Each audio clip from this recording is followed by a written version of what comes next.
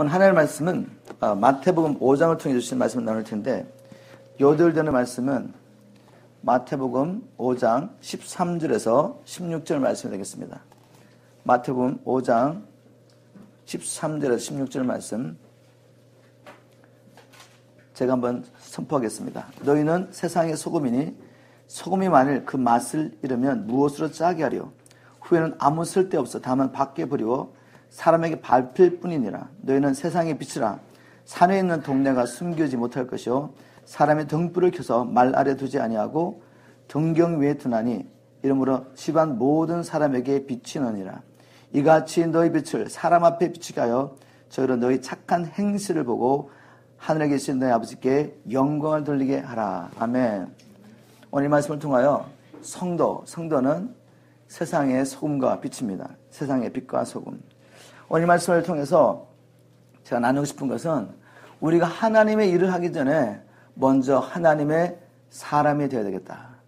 하나님의 사람이 되지 않고 하나님의 일을 하려고 하면 그 일을 통해 하나님의 일이 이루어지보다는 오히려 많은 상처, 아픔을 경험하게 됩니다. 그래서 우리가 먼저 왜 하나님의 사람이 되는 게 중요한가 나눠볼 것이고, 또 우리가 왜 이 땅에 지금 교회라는 게 이 땅에 존재하는가, 그게 오늘 사실 오늘 제목인데, 우리는 세상의 소금과 빛입니다. 소금과 빛된 삶이 무엇인지 나눠볼 것이고, 또 이제 하나님의 사람이 구체적으로 그러면 어떻게 살아야 하느냐, 우리의 삶, 하나님의 사람이 이 땅에서 어떻게 살았는지 한번 나눠보려고 합니다. 먼저 우리 마태복음 5장에 가보면 마태복음 5장부터 6장 7장까지 우리가 산상순을 말하는데, 이 산상순의 대상은 무리들이 아닙니다. 우리 5장 1절에 보니까 예수께서 무리를 보시고 산에 올라가 앉으시니 누가 나왔다고요? 제자들이 나온지라. 바로 이 제자들에게 5, 6, 7장 이 메시지를 주신 거죠. 하나의 메시지인데 5, 6, 7장에 나눠져 있습니다. 바로 이 제자들에게 주신 메시지, 예수를 믿고 예수를 따라다니는 바로 제자들에게 너희들 이러한 사람이 되고 이렇게 살아야 된다. 너희는 바로 세상에 소금과 빛으로 내가 세상에 보낸다. 이렇게 말씀하신 겁니다. 자, 먼저 우리가 나눠볼 것은 제자들에게 어떤 일을 하라라고 말하기 전에 너희는 이러한 사람이 되라라고 말합니다. 바로 이 팔복의 사람이죠. 팔복의 사람. 우리가 너무 잘 아는 심령이 가난한 자, 애통하는 자, 이렇게 팔복의 사람. 이 사람이 되라고 말하는데, 복이 뭐냐? 복이라는 것은 세상에 있는 것들을 우리가 원하는 어떤 세상의 것들, 죄송합니다. 우리가 원하는 어떤 세상의 것들을 얻는 것이 복이 아니에요. 우리가 신앙생활을 잘못하면 예수를 믿으면서도 내가 내 힘으로 얻을 수 없던 어떤 것들을 주님을 믿어서 세상의 어떤 것을 얻으려고 하고 이것을 복이라고 생각한단 말이죠. 그러나 우리 주님께서 말하신 복은 그게 아니라 바로 하나님이 기뻐하는 사람이 되는 것입니다. 하나님이 기뻐하는 사람. 이게 왜 이렇게 중요하냐? 우리 생각의 변화가 필요한데, 아직도 우리가 예수를 믿으면서 세상의 어떤 것을 얻는 것을 복으로 여긴다면 열심히 주님을 섬기며 주님을 믿으면서 이런 것들이 우리에게 주어지지 않으면 어떻게 되겠습니까? 우리 시험 들지 않겠어요? 그리고 만약 우리 마음 가운데 세상에 있는 어떤 것들을 얻는 것을 복이라고 생각한다면 예수를 믿으면서도 그것을 추구하려고 우리가 노력하겠죠. 그러나 우리가 진정한 복이 참으로 하나님이 기뻐하는 바로 그 사람, 하나님의 사람이 되는 것이라고 믿는다면 이제 우리의 구하는 것이 뭐가 되겠습니까? 주님, 이런 사람 되게 해달라고. 은사나 능력을 가지고 무언가 복음을 열심히 선포하는데 들으면 너무 좋지 않습니까? 근데 만약 그것이 우리의 복이라고 생각한다면 열심히 또 우리 은사를 받고 또 메시지는 훈련하면서 그렇게 살 수 있겠죠. 그러나 여러분, 아무리 우리가 은사와 능력을 받고 또 메시지를 준비해서 바른 복음을 전한다 할지라도 내가 하나님의 사람이 되지 않으면 절대로 만족이 없습니다. 그리고 그것을 통해 세상을 바꿀 수가 없어요. 메시지는 아주 좋은데 삶이 안 따라와. 그럼 어떻게 되겠습니까? 시험 들죠. 이게 예수 믿는 사람이라면 나 안 믿고 싶다는 거죠. 이게 지금 오늘 현실의 문제가 아니겠습니까? 교회가 없는 게 아닌데 하나님께서, 주님께서 요구하시는 게 뭔지를 모르고 교회라고 말하면서도 우리가 여전히 세상 사람과 똑같은 것을 추구하고 있는 게 문제란 말이에요. 이제 우리가 말씀을 통해 바꾸셔야죠. 진정한 복은 하나님이 원하는 사람이 되는 것이다. 첫 번째, 하나님이 원하시는 사람은 바로 심령이 가난한 자. 심령이 가난한 자는 복이 있나니 천국이 저희 것이며. 여러분, 심령이 가난한 게 뭔가요? 무엇입니까? 제가 Amplified 성경을 여러분 노트에 보내드렸는데 한번 보겠습니다. Amplified 성경은 어떤 한 단어를 이 단어의 의미가 뭔가 expand 해가지고 부가 설명했습니다. 그래서 그 성경 공부할 때 아주 유용하죠. 자, Amplified는 심령이 가난한 자를 the poor in spirit라고 말하고 설명합니다. Those devoid of spiritual arrogance, those who regard themselves as insignificant 이렇게 말했어요. 다른 말로 하면 심령이 가난한 자는 영적으로 교만하지 않는 자입니다. 그리고 자기 자신을 하나님 앞에 대단한 자로 생각하지 않아 하찮은 자로 정말 죄인하고 깨달은 자입니다. 바로 자신이 죄인임을 철저히 깨닫고 하나님 앞에 나갈 때 전혀 자신은 자격이 없다고 생각하며 무엇을 구하겠습니까? 하나님 나를 불쌍히 여기십시오. 하나님 나는 주님 앞에 나갈 수 없는 존재입니다. 주님 나를 불쌍히 여달라고 하나님 앞에 이렇게 가난한 마음으로 나가는 사람. 이런 사람이 심령이 가난한 자입니다. 근데 이런 자들이 결국 천국을 소유하게 된단 말이죠. 그럼 반대로 심령이 부유한 자는 어떤 자겠어요? 마음이 부유합니다. 즉 하나님 앞에 나갈 때 주 예수 안에서 당당함을 가지고 나가는 것은 성경적이지만 내가 이렇게 열심히 신앙생활하고 있어. 나는 시간 정해놓고 기도하고 우리 교회에서는 다 모두 기도 점을 찍는 것을 우리가 이렇게 격려하는데 물론 무조건 하시라는 건 아니에요. 여러분에게 도움이 되고 우리가 서로 도움이 되기 때문에 서로 선행과 사랑함과 경건을 격려하기 위해서 우리가 점을 찍는데 점 찍다 보면 또 거기서 자기가 나오는 거죠. 나 이렇게 열심히 기도한대. 이렇게 열심히 많이 기도했는데 이런 마음이 생기고 또 우리가 열심히 또 우리 엠트리천 처치 성도들은 또 열심히 메시지로 훈련을 받고 있지 않습니까? 훈련을 받으면서 메시지가 준비되고 여러분이 남들이 보기에 전임사학자 아님에도 불구하고 서원할 때는 복이 막 흘러나와요. 이걸 보면서 우리가 마음이 높아질 수 있습니다. 그래서 하나님 앞에 나가는데 주님 나 이렇게 살고 있어요. 나 이렇게 잘 살고 있습니다. 열심히 기도하고 열심히 복음 전하고 이렇게 살고 있습니다. 이 마음으로 나가셨단 말이죠. 근데 우리가 여러분 하나님 앞에 나갈 때 그런 것을 의롭게만 나가면 안 된다는 거죠. 하나님 앞에 나갈 수 있는 유일한 길은 예수의 피밖에 없습니다. 주님의 피를 통하여 깨끗해지지 않고는 내 경건과 내 능력과 내 헌신 가지고는 하나님 앞에 나갈 수 없는데도 불구하고 마음이 높아지는 거죠, 우리가. 자, 여러분, 이게 성경에 나와 있다는 거죠. 예수님께서 제자들에게 여러 가지 비유로 진리를 말씀해 주셨는데 누가복음 18장 9절에서 14절에 보면 바로 바리새인과 세리의 비유가 나옵니다. 누가복음 18장 9절부터 제가 한번 읽어보겠습니다. 또 자기를 의롭다고 믿고 다른 사람을 멸시하는 자들에게 이 비유로 말씀하시되 두 사람이 기도하러 성전에 올라가니 하나는 바리새인이요 하나는 세리라. 바리새인은 서서 따로 기도하여 가로되 하나님이여 나는 다른 사람들 곧 토색, 불의, 간음을 하는 자들과 같지 아니하고 이 세리와도 같지 않음을 감사나이다. 나는 일에 2번씩 금식하고 또 소득의 11조를 드리나이다 하고. 자, 이 바리새인의 문제는 뭔가 하면 금식하는 거, 기도하는 거, 11조 하는 것 이게 나쁜 게 아니죠. 이건 해야죠, 당연히. 그죠? 당연히 해야 되는데 이것을 자기의 의로 여기고 나가서 하나님 앞에 자기 의를 가지고 당당히 나갈 뿐만 아니라 또 그렇게 살지 못하는 옆에 있는 이웃을 판단하고 비난하고 정죄하고 하찮게 하는 겁니다. 이게 바로 영적인 교만이고 하나님은 교만한 자를 대적하신단 말이죠. 근데 사실을 모르고 바리새인은 당당히 나가서 나 지금 이렇게 살고 있습니다. 자기 의로 나갔다는 거죠. 그런데 반면에 세리는 어떻게 나갔습니까?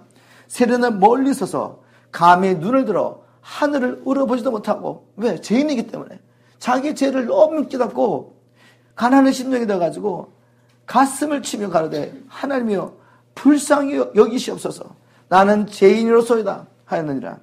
내가 너에게 이르노니 이 사람이 저 사람보다 이 사람 누구죠? 세리입니다. 마음이 가난한 자 자기가 죄인을 깨닫고 자기의 의로는 하나님 앞에 나갈 수 없던 걸 깨닫고 가슴을 치며 오직 하나님의 자비를 구하며 나갔던 이 세리를 하나님은 의롭다고 인정하신 거예요. 자기 생각에 열심히 시간적으로 기도하고 금식하고 구제하고 나는 정말 도덕적으로 깨끗하게 살았다. 모든 게 11조 드렸다. 라고 생각이 당당히 해놨던 이 바리새인이 아니라 바로 심령에 관한 이 세리를 주님은 인정해 주시며 네가 내 앞에 의롭다를 받았다는 거죠. 그리고 하시는 말씀이 무릇 자기를 높이는 자는 낮아지고 자기를 낮추는 자는 높아지려 하시니라. 이 죄인이 의롭다를 받은 것은 결국 예수님께서 이제 나중에 이 죄인을 겸손하게 가난한 심령으로 나와서 하나님의 국률을 구했던 하나님의 용서를 구했던 이 죄인을 위해 대신 십자가에 죽으심으로 이 세리가 죄인이 의롭다를 받은 거지. 우리가 아무리 가난한 심령으로 나가서 하나님 앞에 용서를 구하면 불쌍히 여겨달라고 간구한다 그래도 그 구하는 것 자체가 우리 어렵게 만들지 않습니다. 착각하면 안 돼.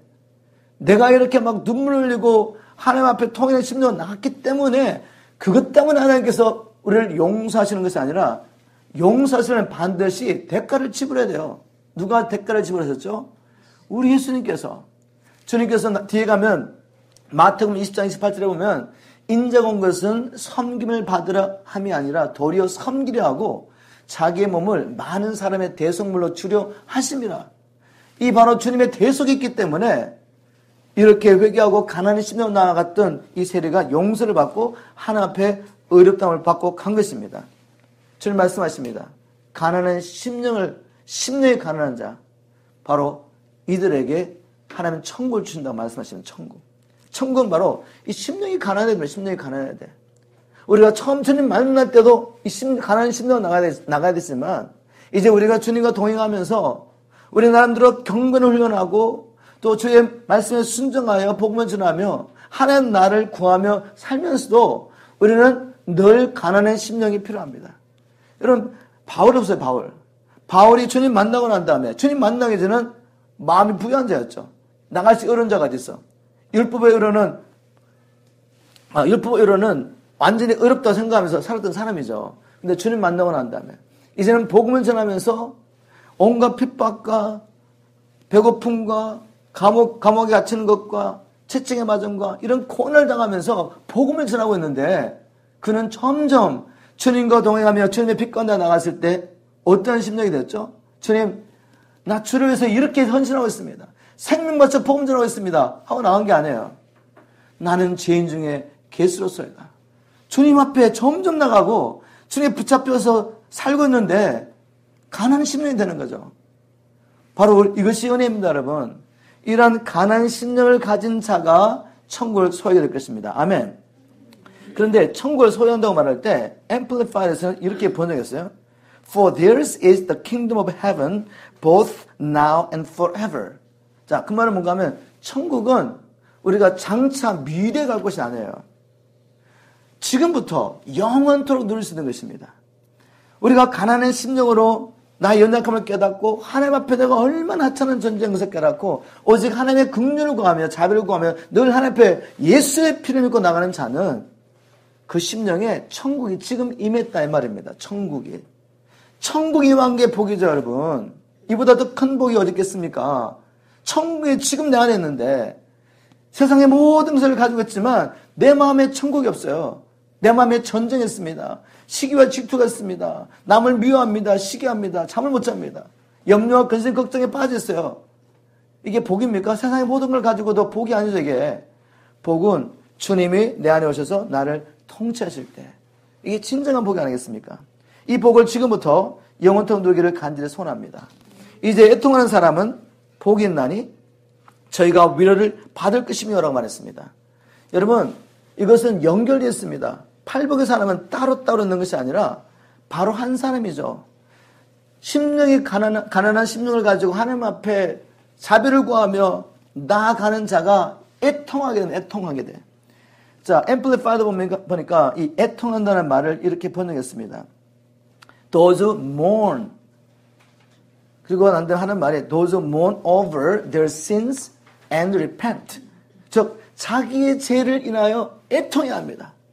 하나님 앞에 경건하고 살고 싶은데 이게 되지 않으니까 자기의 연약함과 죄 때문에 애통해하면서 회개하는 거죠. 회개.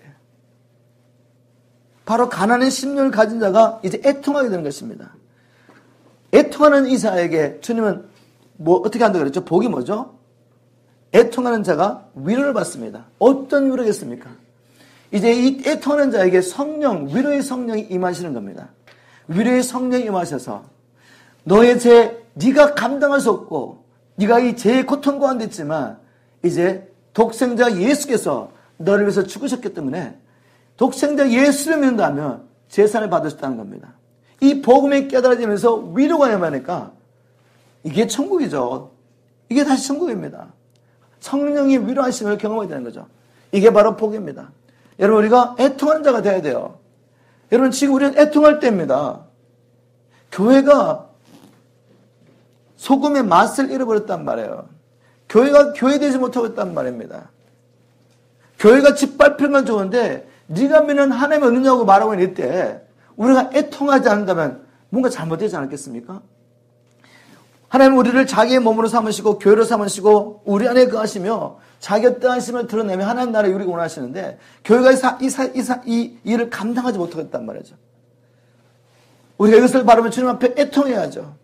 교회가 교회되지 못한 것, 하나님의 영광이 땅에 떨어진 것, 우리 때문에 우리 아버지 이름이 짓밟히고 있는 것을 바라보면서 애통할 때입니다. 애통할 때. 특히 한국 상황을 바라보면서 정말 지금 애통할 때란 말이죠. 하나님 앞에 이제라도 금식하며 기도하며 애통하며 하나님 우리의 죄악을 용서해달라고. 우리가 하나님의 은총을 받고 부유케 된 후에 이제는 세상이 신이 됐습니다. 세상의 축복들이 신이 됐단 말이죠.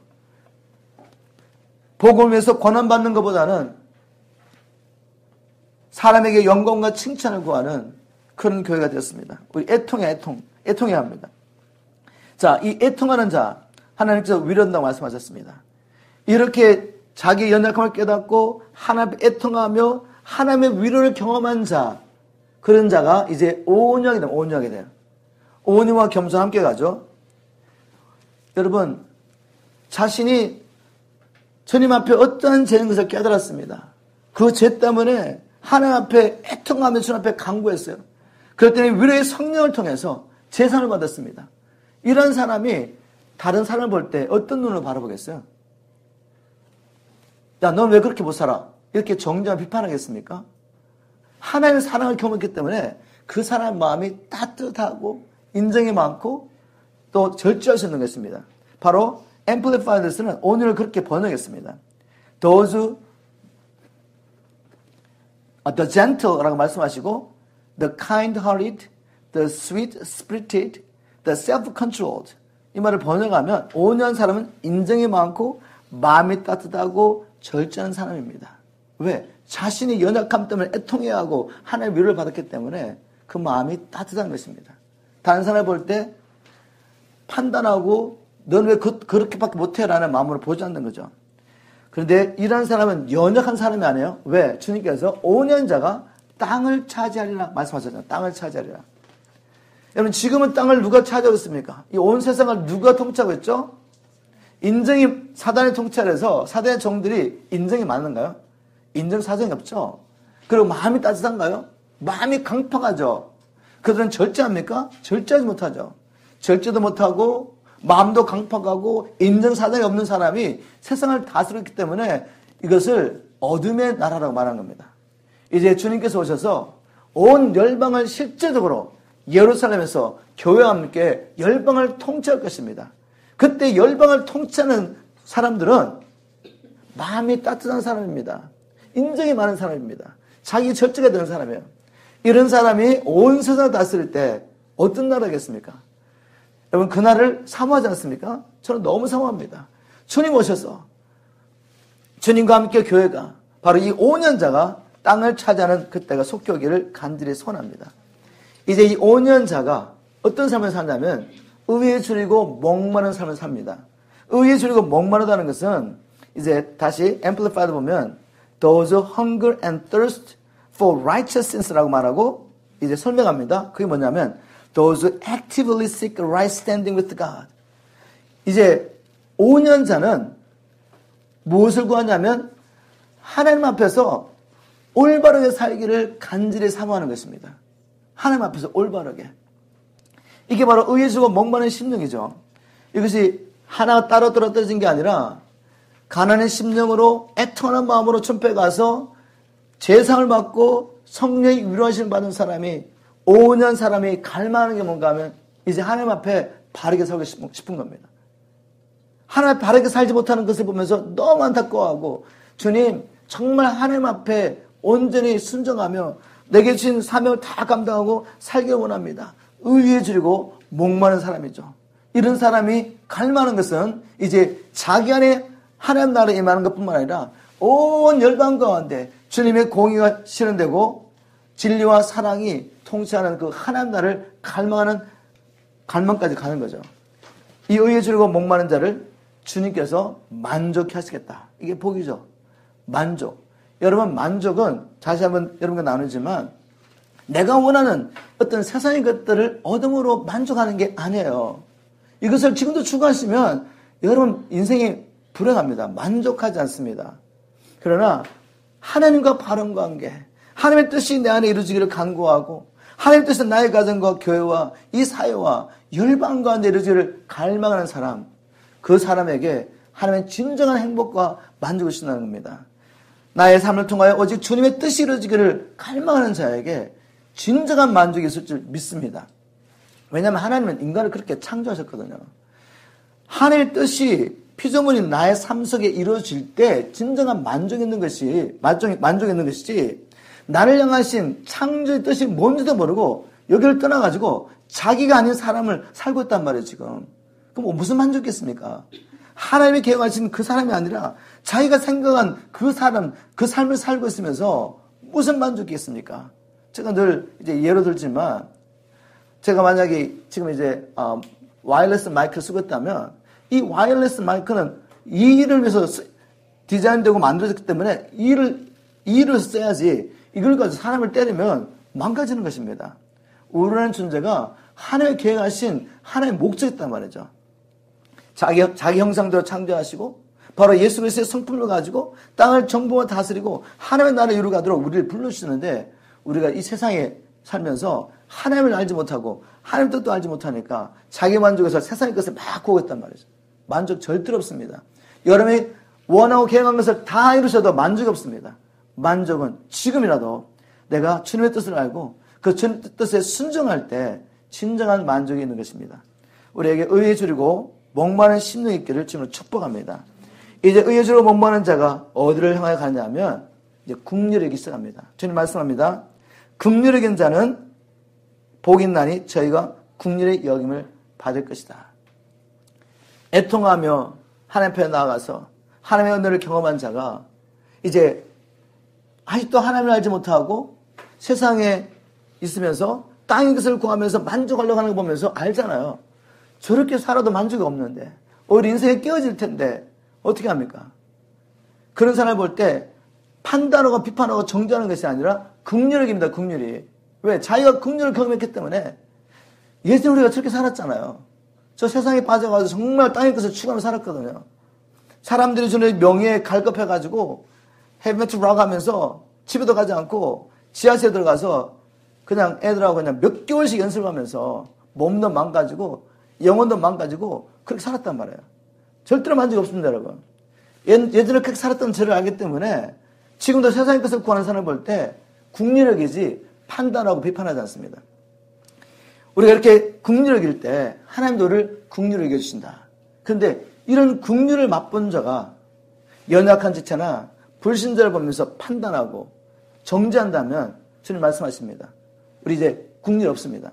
하나님 앞에 국리 없는 심판을 받을 거예요.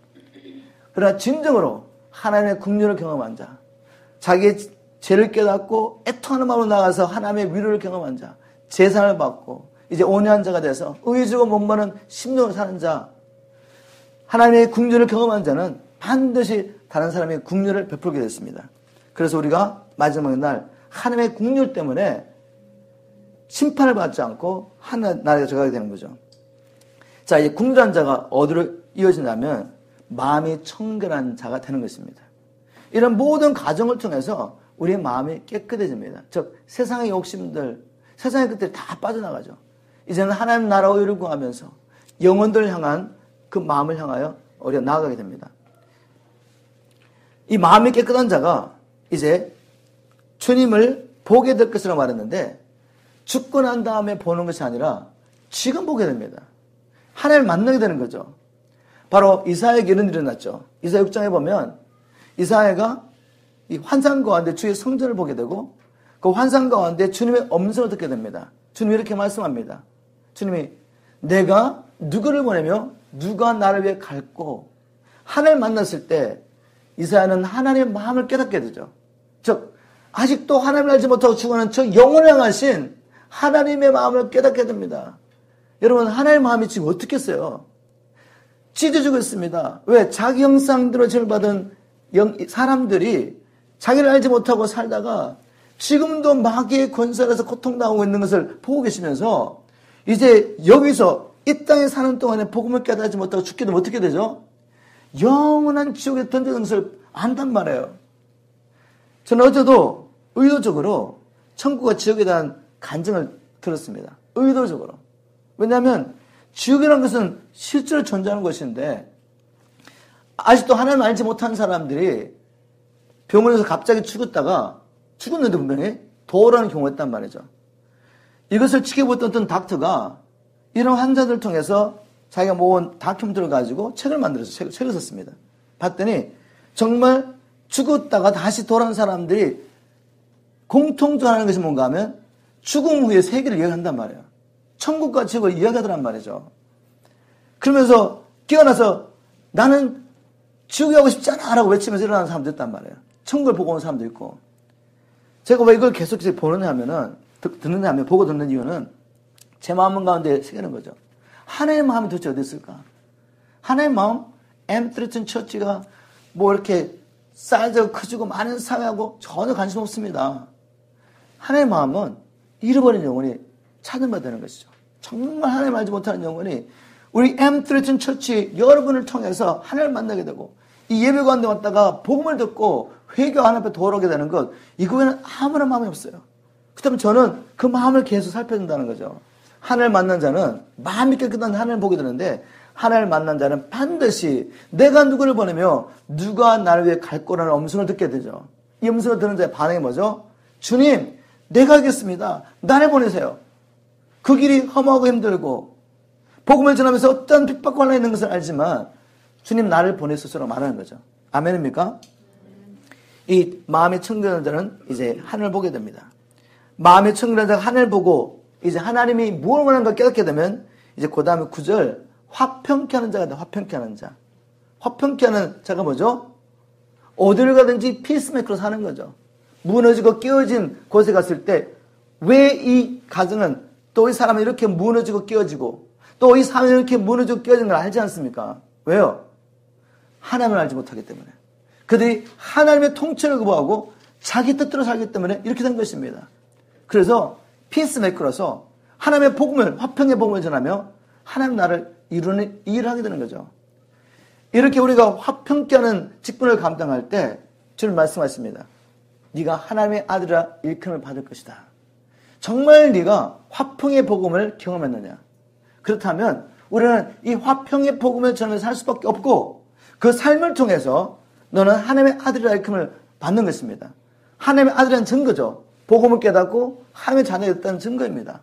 그러나 우리가 겉으로 보기에는 말씀을 많이 하는 것 같고 하나님 일에 열심 같은데 그 삶에 가는 것보다 자꾸만 끼어져요. 뭐가 이렇게 관계가 끼어지고 시끄러져요.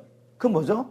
지금 그분이 뭐 하나님께 속했느냐 안 속했느냐 이걸 따지는 것이 아니라 그분이 지금 화평케 하는 직분을 감당하고 있지 않습니다. 그분은 지금 자기 나름대로는 열심히 주를 섬기고 나가지만 지금 잘못된 동기에서 이렇게 열심히 되다 보니까 하나님의 영이 아닌 다른 영의 지배를 받고 있는 거죠. 마귀라는 존재는, 마귀라는 말은 쐐기란 말이에요, 쐐기. 그래서 마귀가 역사하는 곳에는 항상 나눔이 일어나. 우리가 우리 삶을 보면서 내 열심히만 보지 말고 삶을 보면서 내가 가는 곳에 화평케 되는 일기를 기도하셔야 됩니다. 그 삶을 통하여 우리는 이제 하나님의 아들이라 인정을 받게 되는 것입니다. 자, 이제 이 화평의 복음을 전하는 자가 그 다음에 경험하게 되는 게 뭐죠? 10절. 의를 위하여 핍박을 받는 자는 복이 있나니 천국이 저희 것임이라. 당연히 이제 이 복음을 사는 것 때문에, 복음과 그리스도를 사는 것 때문에 핍박이 오게 됩니다. 근데 그게 복이라고 말해요.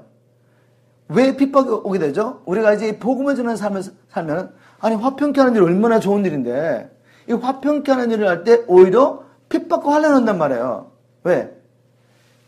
이 세상에 임금이 있기 때문에 그렇습니다. 눈에 보이지 않지만 하나님을 대적하며 이 땅이 하나님 나라 되지 못하게 방해하는 세력들이 있단 말이에요. 바로 성경에는 사람들은 알지 못하지만 성경에는 분명히 나와 있습니다. 그죠? 이 세상 신이 있습니다. 이 세상 신이 지금도 이 진리의 복음을 듣고도 야, 그 말도 안 돼. 자기 혼으로 판단하니까 자기 뭐 가지고 있는 제한된 지식과 혼을 통해서 판단해 보니까 이 성경의 말씀들이 말도 안 되는 거죠. 그러면서 뭐 하나님이라는 게 뭐가 있어?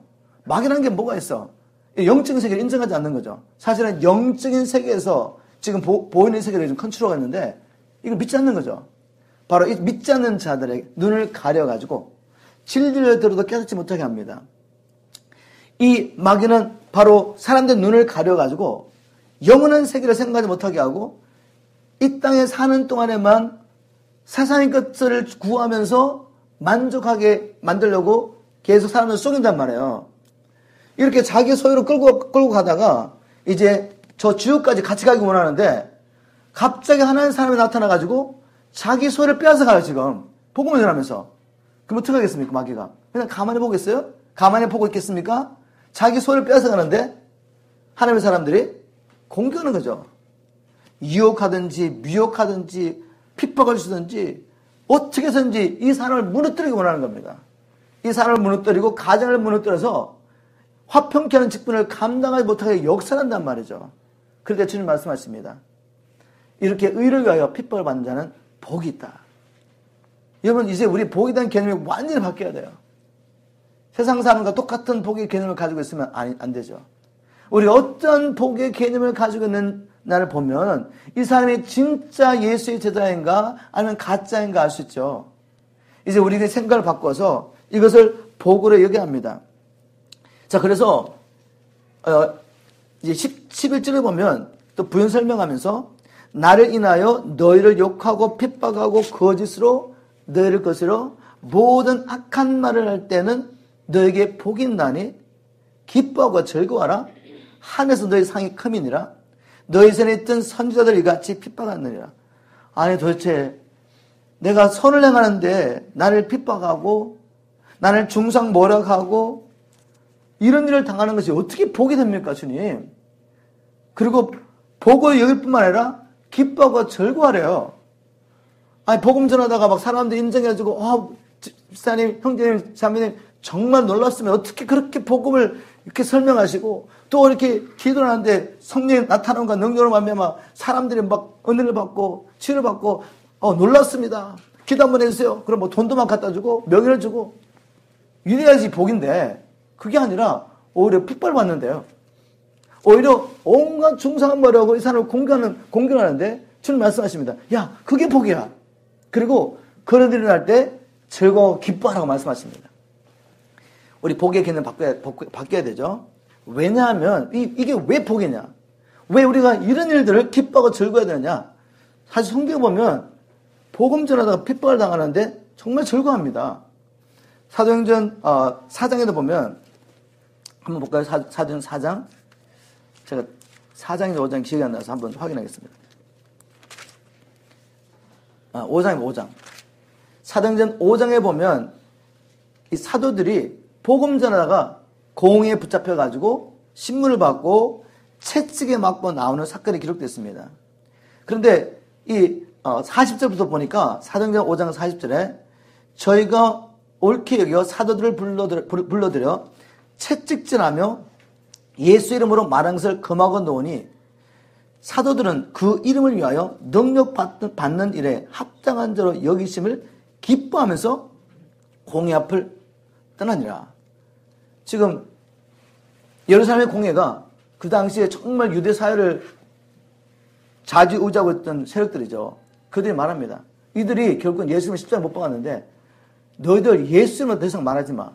그리고 예수님을 말하지 말라 그러고 채찍질하고 내보냈어요.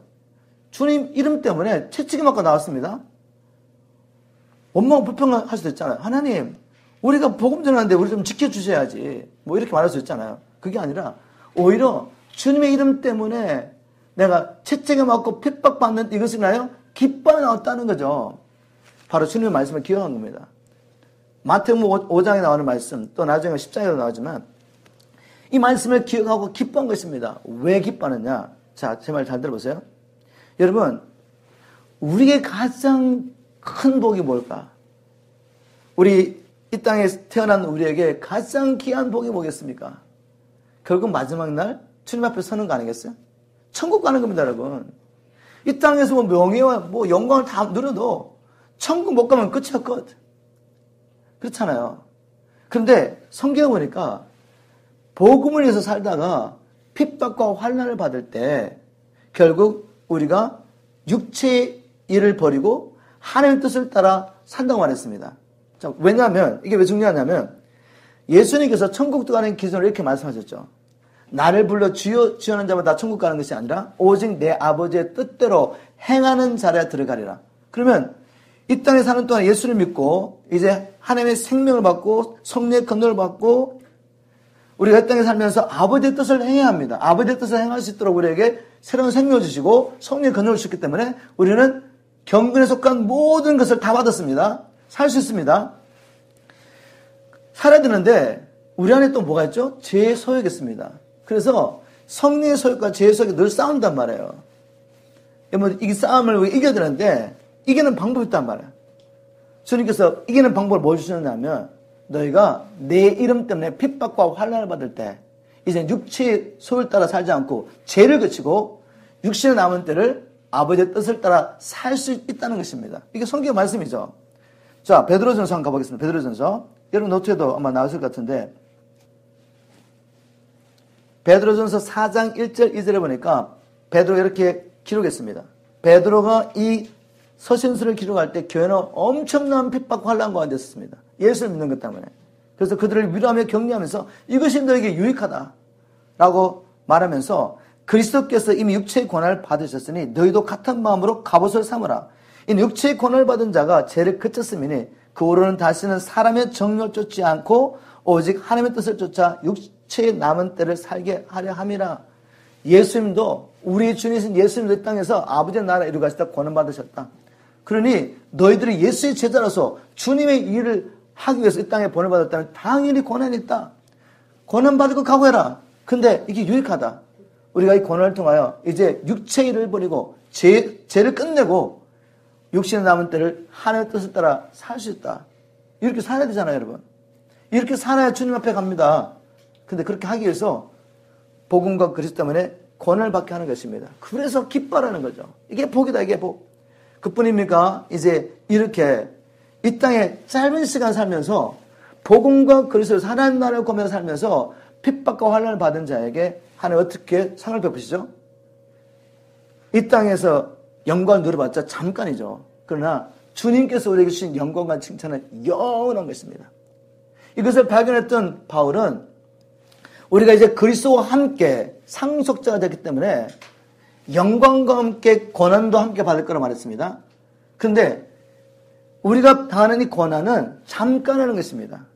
우리가 장차 우리에게 주어질 영광과 하나님 나라와 영생 생각할 때 이건 비교할 수 없는 것이죠. 그래서 기쁨으로 받을 수 있습니다. 우리가 상급을 생각할 때, 이 핍박을 통해서 우리 주어질 상급을 생각할 때 우리는 기쁨으로 이 환난과 그리고 온갖 중상모략을 감내할 수 있습니다. 그래서 이것이 복이라고 말합니다. 자, 이제 팔복의 사람, 이 사람을 다시 한번 생각해 보겠습니다. 8명의 다른 사람이 아니죠.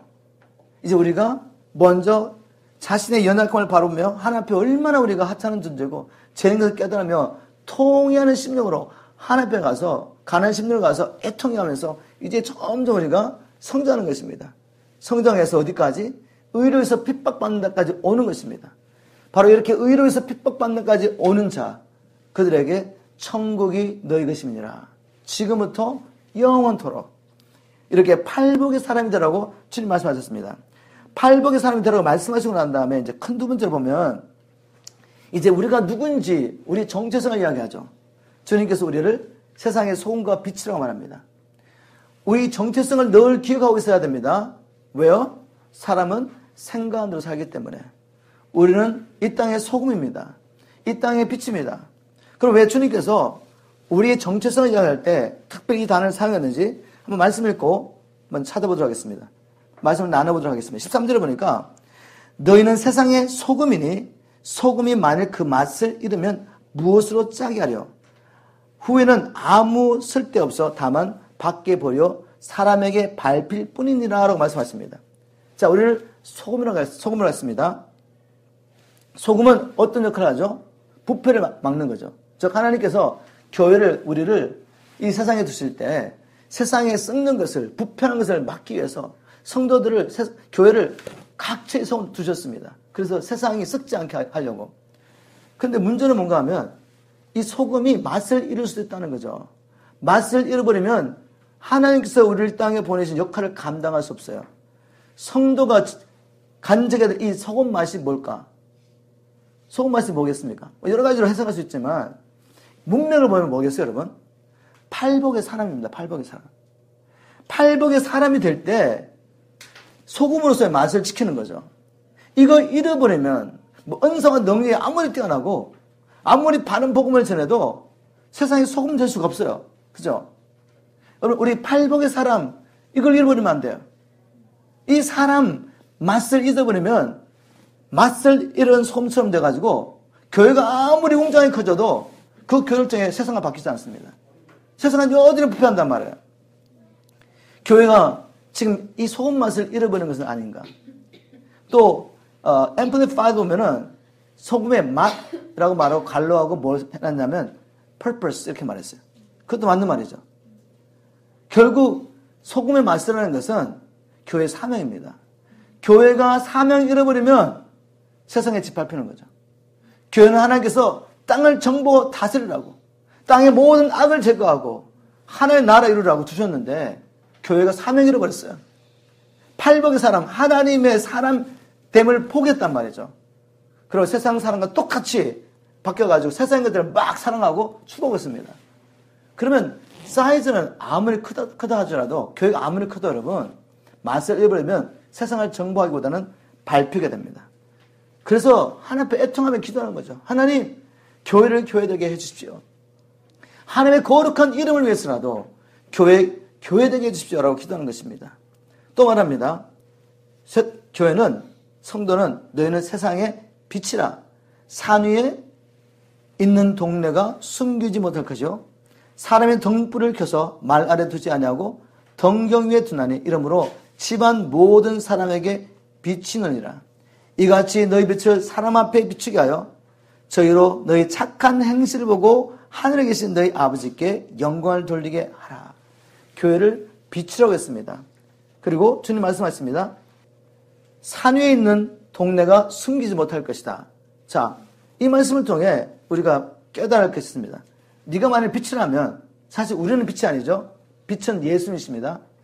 빛이신 예수님이 우리 안에 들어와 계시기 때문에 그분을 살아낼 때만 우리가 세상의 빛으로 있을 수 있는 거죠.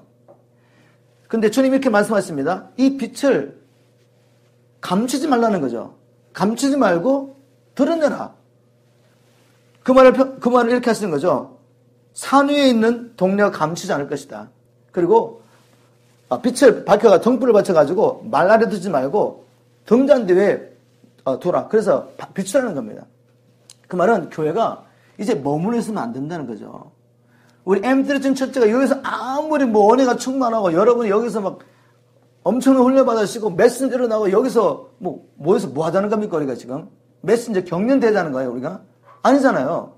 왜 우리가 여러분들을 복음 전하는 사명자로 훈련시킵니까?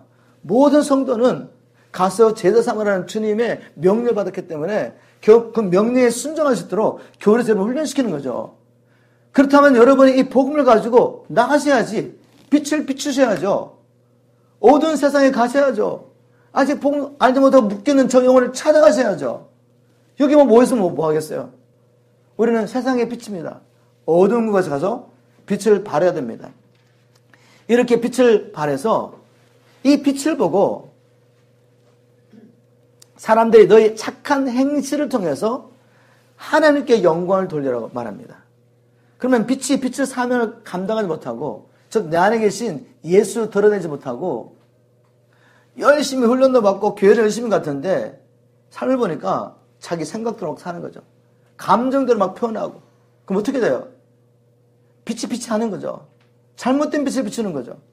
하나님의 자녀라고 성도라고 말하면서 그렇게 우리가 감정대로 내 생각대로 막 살아내면 즉 팔복의 사람이 되는 것을 내려놓고 뭔가 눈에 보이는 어떤 사역들만을 추구하면서 뭔가 은사가 있고 역사를 익히는 것 같은데 사람을 보니까 하나님의 사람이 아니야.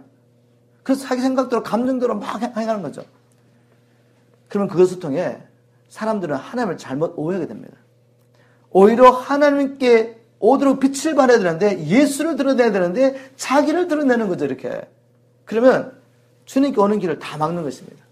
우리가 이런 것들을 회개하셔야 돼요. 우리가 연약하기 때문에 때로는 뭐 저도 마찬가지죠. 내 생각, 내 감정 툭 튀어나올 수 있단 말이죠. 그때는 빨리 회개해야 돼요. 그리고 내가 잘못 표현했다면 뭐 우리 딸이라도 가서 미안하다고 사과를 합니다. 그런 과정을 통해 이제 정말 하나님의 사람으로 만들어져 가는 거죠. 하루아침에 팔복의 사람이 되는 거 아니잖아요. 성장해 가는 것입니다.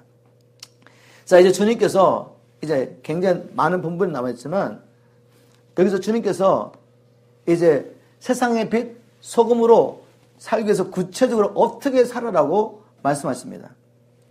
말씀하면서 무엇부터 먼저 하시냐면 율법과 선지자에 대한 오해부터 바꿔주는 거죠. 율법과 선지자에 대한 오해. 자, 17절 한번 읽어보면 이렇게 말합니다. 내가 율법이나 선지자나 폐하러 온 줄로 생각하지 말라. 폐하러 온 것이 아니요 온전케 하려 함이로다. 자, 우리 신약시대에 사는 사람들이 이렇게 생각하셨잖아요. 이제 우리 구약 필요 없어. 구약은 다 예수 그리스도가 오실 것을 예언했는데 예수님께서 오셨기 때문에 구약에 대한 말씀을 신경 쓸 필요도 없어. 그리고 구약 이것 하라 저것 하라는 말씀 우리 신경 쓸 필요 없어. 왜? 우리가 하나님 앞에 의롭다함을 받는 게 우리의 행위로 되는 것이 아니라 오직 예수 그리스도를 믿음으로 되는 거기 때문에 뭐 구약에 있는 말씀도 이거 하나 저거 하나 하지 말라. 얼마나 귀찮아. 신경 쓸 필요 없어. 이렇게 생각하면 안 된단 말이죠.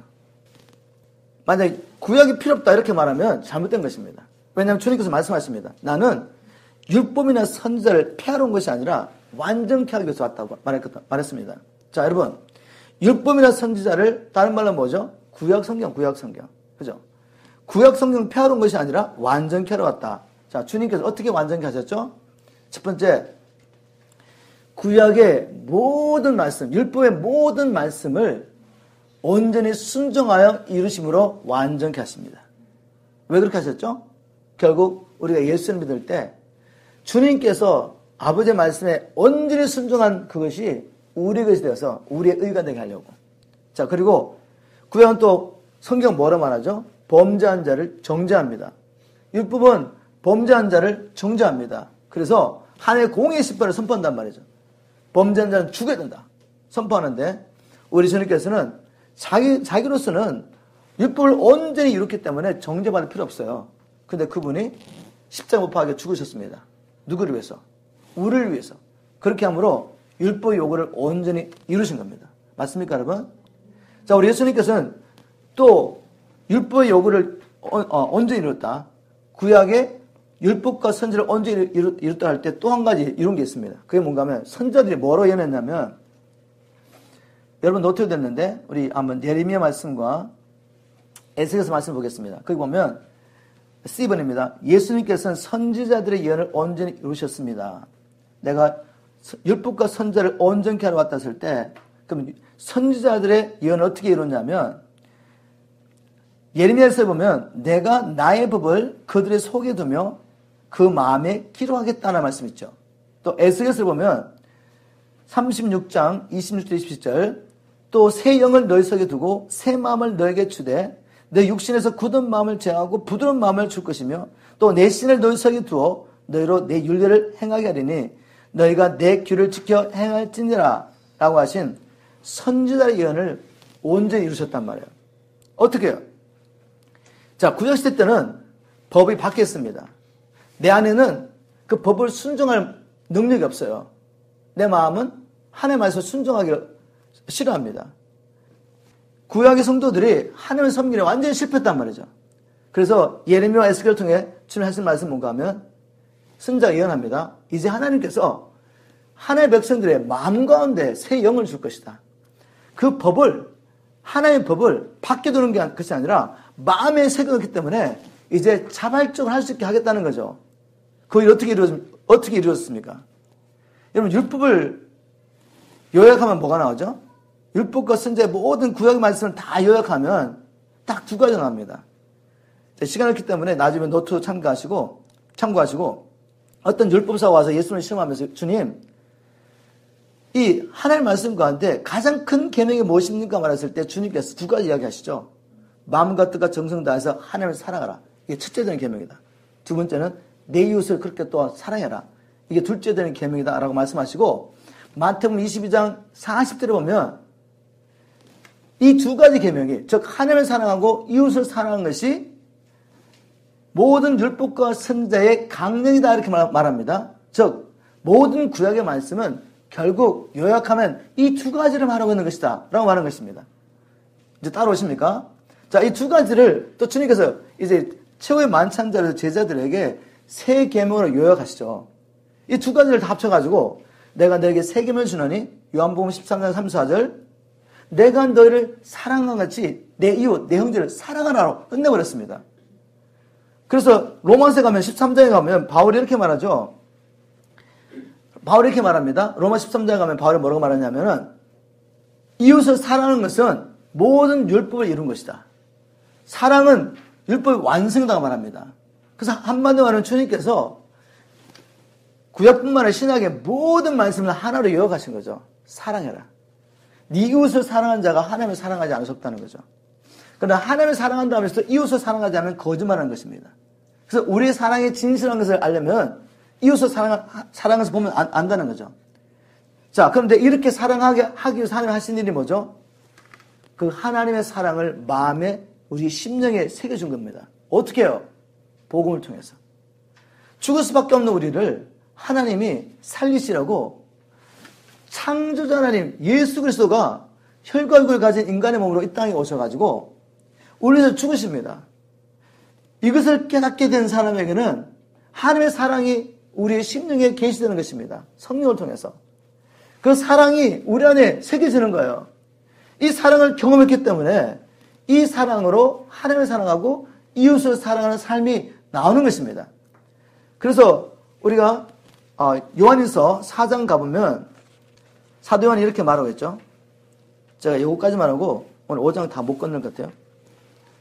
다음 주에 계속하겠습니다.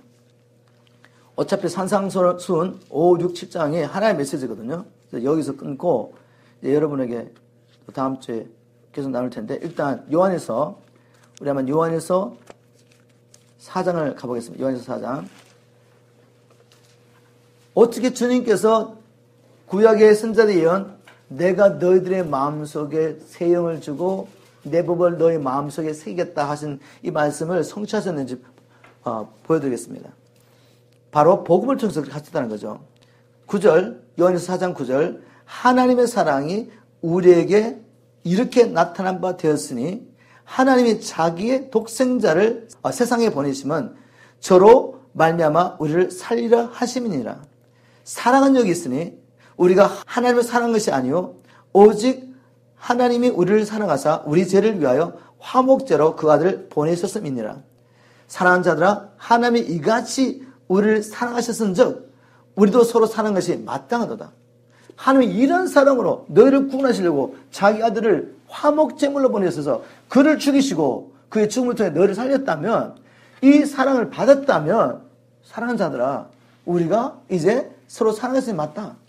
바로 그 사랑이 우리 안에 새겨졌다는 것입니다. 그 사랑을 알려주시려고 하나님의 영이 우리 안에 와 계세요. 새 영을 받은 거죠 우리가. 그리고 그 사랑이 우리에게 새겨졌다면 이제 우리가 사랑할 것이 맞다. 그런 면에서 우리 예수님은 모든 율법을 완성하신 겁니다. 폐한 것이 아니죠. 자, 여기까지 하겠습니다. 좀 더 구체적으로 우리가 어떻게 하나님의 삶을 살아가야 되느냐에 대해서는 다음 주에 한번 또 구체적으로 한번 나눠보도록 하겠습니다. 오늘 여기까지 하고 오늘 이 말씀을 통해 한번 여러분 자신을 점검하고 비춰보는 시간을 가졌으면 좋겠습니다. 나는 정말 가난하고 애통하며 늘 주님의 은혜를 구하고 있는가? 나는 지금 잘하고 있어. 엠드레슨 처치에 와가지고 열심히 기도 좀 찍고 경건 훈련하고 또 이제는 메신저 훈련 받으려고 준비하고 있고 또 다른 사람들 양육하고 난 잘하고 있어. 근데 여러분, 하나님의 이름이 지금 땅에 떨어졌잖아요. 교회가 교회되지 못해서 하나님의 이름이 땅에 떨어지고 주의 몸는 교회가 짓밟히고 있습니다. 그런데 애통하는 심령이 없다고요? 주님께서 이것을 바라보시면서 지금 애통하지 않겠습니까? 교회야, 나는 너에게 음부의 권세가 이기지 못하는 권세를 줬다. 너는 나의 자녀들이야. 너는 나의 몸이야. 너를 통해 나는 세상에 나를 알리고 싶어. 그래서 아직도 나를 알지 못하기 때문에 사단의 권세에 고통당하는 저들, 지금도 지옥을 향해 가고 있는 저들을 나는 살리고 싶어. 근데 이 사명을 잃어버리고 속의 맛을 잃어버리고 세상의 것들을 추구했단 말이에요. 우리 엠트리 처치 성도들 가운데 그런 사람은 한 사람도 없어야 됩니다. 우리가 잘 가고 있다고 해서 만족하시면 안 되죠. 몸을 보시, 몸. 주의 몸을 보시란 말이죠. 얼마나 지금 고통 가운데 있습니까? 병들어 있고 지체들이 자기의 사명을 감당하지 못하고 있고 지금 불구가 것이죠. 이걸 보면서 하나님께서 뭐라고 말씀하시겠어요? 누가 이걸 바로면 애통해하며 내게 구하겠느냐? 내가 와서 다시 한번 이 교회를 회복하고 부흥케 할 수 있도록 누가 기도하겠냐 이거죠. 우리 한번 이 찬양을 드리면서 하나님 앞에 올려드리며 주님 회복하여 주십시오. 주의 백성들을 깨워주시고 주의 백성들이 먼저 악한 길을 돌이켜 하나님 앞에 나오게 도와주십시오. 이제라도 애통하며 검식하며 주님 얼굴 구하게 도와주십시오. 하나님의 부흥을 우리에게 허락하시며 다시 한번 교회를 교회되게 할 때까지 우리가 주님 앞에 간구하겠습니다. 이런 마음으로 한번 이 찬양을 들었으면 좋겠습니다.